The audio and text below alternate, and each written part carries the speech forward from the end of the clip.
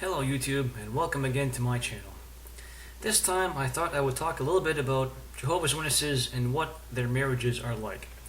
This is actually partially based on a request from someone who watches my channel, Genesis Eve, and it's something I actually thought about doing for a while anyways, so I thought I would take this opportunity to talk about it. So naturally, as an elder, when people have marital problems, they come to the body of elders for help. But for the vast majority of the time that I was an elder, I was not married. So I was aware of these things, but most oftentimes I was not the one who actually dealt with them. There were times that I did. And most of my observations based on that are actually just going to be based on my history as being one of Jehovah's Witnesses.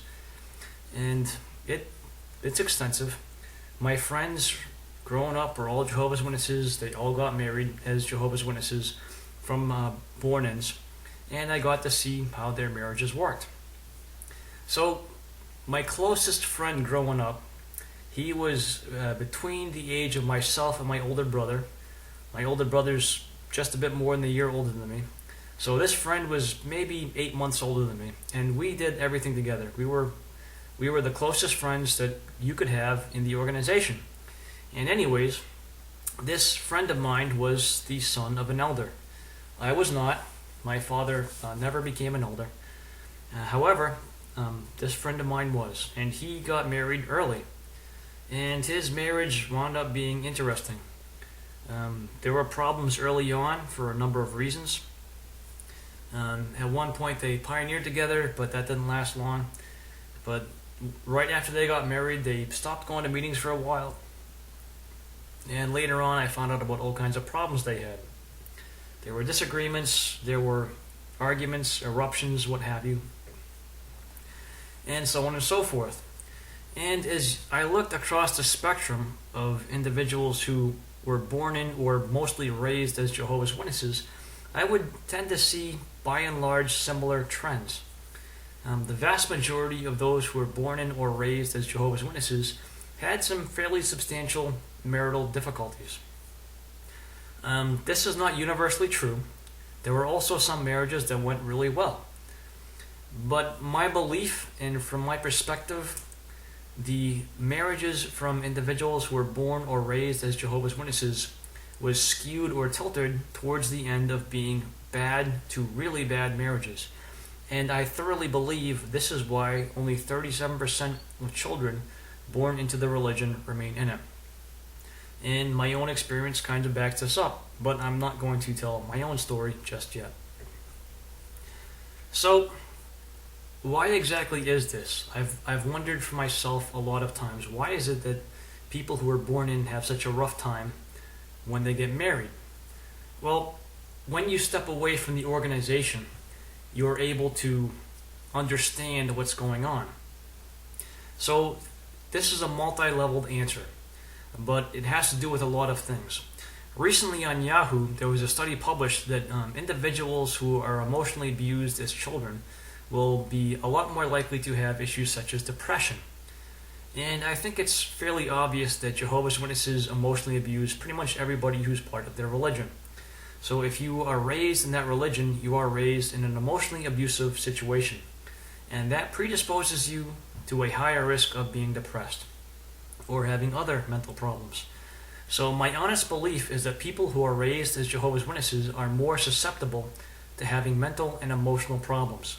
And this, in my mind, was reinforced by the fact that I've had circuit overseers tell me that at any given time, roughly 1/3 of the congregation is suffering from something such as depression or some other emotional problem. And I would believe that that's higher than the average of society, but I'm not sure. I have no statistics to back that up. But what I do know is that the Jehovah's Witnesses provide that emotionally abusive environment wherein nothing you ever do is good enough, and they advocate that you select your marriage mate based upon their spiritual qualifications. So right away, they are setting you up to fail. If you select an individual to marry based solely on how many meetings they go to and how much they're going on field service, you are going to find yourself in a lot of trouble.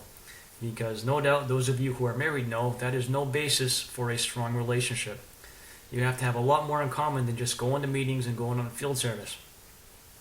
And many Jehovah's Witnesses find that out the hard way. But the problem is, for those who are thoroughly under the mind control, there's nothing they can do about it. Once they're married, that's it, they're done. So they've married this person that seems to be a good spiritual person, but then they find out they're really not all that compatible. And well, then the fun starts. And that kind of can destroy both of them. Another very interesting aspect of Jehovah's Witnesses is that the whole dating and marriage thing varies quite a bit from congregation to congregation. So for example, in some congregations there can be like this heavy emphasis on getting the young kids married early and whatnot so they don't commit fornication or some stupid thing. In other congregations there can be the exact opposite paranoia that if people even hang out together when they're young, boys and girls, that it's going to lead to trouble, so they shouldn't even hang out and shouldn't date until they're somewhere in their 20s. So I'm going to talk about the congregation that I came from. So my congregation, there was an average number of kids, I guess, right around my age, some older, some younger. And most of them, about the right percentage, left the organization. But anyways, this happened kind of after we grew up. So as we were growing up, we were in our teens, and I had a group of friends, my brothers, some other families that we would hang out with. But there was a ministerial servant at the time who was in his mid-30s, who for some reason was jealous of the fact that we were hanging out with girls, probably because he wasn't married. And so he had said something to one of the parents of those girls and made it difficult for us to hang out. But this is the strange type of stuff that happens when you're Jehovah's Witnesses. So there was always this oddness for us to hang out with, boys and girls together and whatnot. And on top of this, as we had our friends, there would be people that would say stuff about us being a clique. And we weren't trying to be a clique. We would try to include other people. But when you're in just a congregation and there's only so many people, there's only so many things you can do. So we were not actively trying to be that clique, but I guess we kind of became one. And the problem is with Jehovah's Witnesses, that's the kind of the way it works. Because you're so concerned about having friends who are appropriate association, that's just where you wind up being. So in that small microcosm, you're not exposed to that many people. And that really messes up your whole viewpoint of dating going forward, if you will. So you come with this massively skewed viewpoint of how you should date, and you come looking for something that isn't necessarily the right person for you, and so you find that person that is at the level of spirituality that you believe you need to have to progress in your spiritual career or whatever it is, and you court them and you marry them. Or you find out that they're not who you want, and so it goes. But the problem is, first of all, with Jehovah's Witnesses, the biggest thing is you are fishing in such a small pond, you are much less likely to actually find a person that you work with. It's just basically statistics. When you have a very small area of interest, there's a lot less of a chance that you're going to find somebody that actually works with you. And that kind of was the case. So typically speaking, the way it worked is that for the good-looking guys and the good-looking girls, they would pair up and get married, and sometimes that would work and sometimes it would not. And other individuals, they would pair up and get married, and sometimes it would work and sometimes it would not. You had marriages that ranged from super young to older to wherever, just like anything else. But the overall driving force from what I saw was that most marriages tended not to be very happy. After a certain point, they just became functional. And I believe a driving force for this was because of, first of all, the small pool of people you're looking on, but second of all, for the fact that the organization constantly advocates looking for people that have spiritual qualifications instead of looking for somebody that you are actually compatible with. So Jehovah's Witnesses perpetuate this myth that they have a lower divorce rate, that their marriages are happier, and so on and so forth. But from what I've seen, typically speaking, the marriages that are happiest in Jehovah's Witnesses usually are the marriages that happened outside of Jehovah's Witnesses, and they became Jehovah's Witnesses for whatever reason. That's not the rule, but it tends to be more so the case. And for marriages that happen within Jehovah's Witnesses, you are more than likely to get yourself into an unhappy marriage. That's just kind of the way it works. And most people can put up with that because it's not like a terrible, miserable marriage. But since Jehovah's Witnesses are more prone to mental illness, in my opinion, and also they tend to retain individuals with mental illness more so, I think you are more likely, if you are with, or if you are in Jehovah's Witnesses, to find a mate that is suffering from some mental illness that you are unaware of. And if you enter into a marriage situation and you're unaware of that, whatever burden your mate has, and that suddenly comes out after you're married, that can be devastating. And I've seen that happen.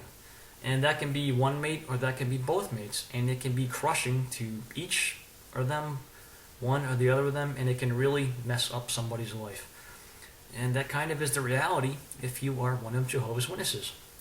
So they present to you this myth of how happy they are. But the truth is, if you are raised as one of Jehovah's Witnesses, you have already been subject to emotional abuse, and you are carrying scars whether or not you know it. And if you doubt that, just go and look at other people's videos as to the crazy stuff they dealt with when they were raised. Now, those videos do not by any means constitute everybody's experiences. There are people who are raised as Jehovah's Witnesses that had really good lives. And, they probably have done okay. But I think you are a lot more likely as one of Jehovah's Witnesses to be in one of those categories where your life has been messed up by some crazy outside factor. And when that happens, that's going to make it a little bit harder to settle into a normal marriage relationship. And especially if you are not a person who's had that happen, and you settle into a relationship with someone who's had that happen, and you don't know about it going into it.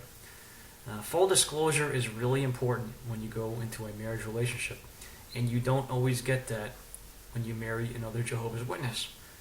So anyways, it can be interesting. And myself, I haven't dealt with many issues. I've seen them. But one of the couples I dealt with, both of the individuals had issues. One had depression and the other had autism spectral disorder. And you can just imagine how fun that was. But they were together for a while, and they had a family, but after a while they just had a hard time getting along. But as one of Jehovah's Witnesses' elders going to help them, the only real counsel you have to give them is that, you should study more. Well, try not to argue so much and try to get along with each other. But in that situation, what people need is beyond anything the elders have the ability to provide. So, do Jehovah's Witnesses have happier marriages? If I had to guess, I have no data to back up what I'm saying, but if I had to guess, I would say on the average, if you were raised as one of Jehovah's Witnesses, you are far less likely to have a happy marriage. That would be my guess. And I would back that up with the fact that only 37% of the people who are raised as Jehovah's Witnesses remain as Jehovah's Witnesses. And part of that, in my mind, is due to the fact that they create bad marriages. And I think the way Jehovah's Witnesses handle that is just not to tell you the truth about the real statistics. So anyways, that's kind of my 20,000 foot overview. I don't know if that helps. And I want to reiterate the fact that that differs from area to area. So I can only comment on what I have seen, and that is by no means necessarily the way things work across the entire spectrum of Jehovah's Witnesses. But I wanted to try to address that because that was something that was on my mind, and I wanted to answer Genesis Eve's question. So thank you for watching. I'll talk to you next time. Bye.